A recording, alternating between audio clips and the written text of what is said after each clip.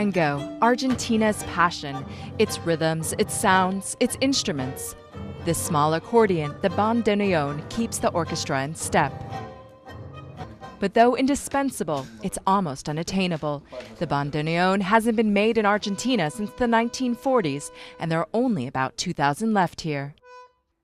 It's hard to find a bandoneon at a reasonable price. In general, 90% of bandoneons, to give you a number, aren't in good condition and don't sound good.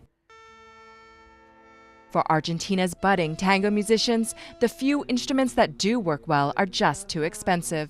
And that's a blow to a new generation that's reviving and reinvesting in the art of tango.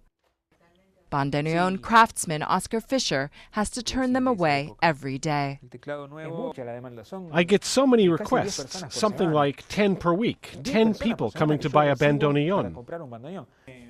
If they're going home empty-handed, it's not just because many bandoneons are being retired. They're also being whisked away by foreigners who buy them as collector's items, unaware of the harm they do. From what I see in my shop, that's what's at risk here.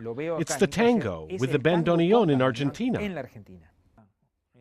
The obvious solution is to begin building the bandoneon here again. At one university, researchers are fine-tuning an affordable version, which they say doesn't scrimp on quality. This is a prototype of the bandoneon we are developing at the university. If it can maintain its rich accordion sound, the new bandoneon could be mass-produced by the end of the year, keeping Argentina's musical past and future moving with the times.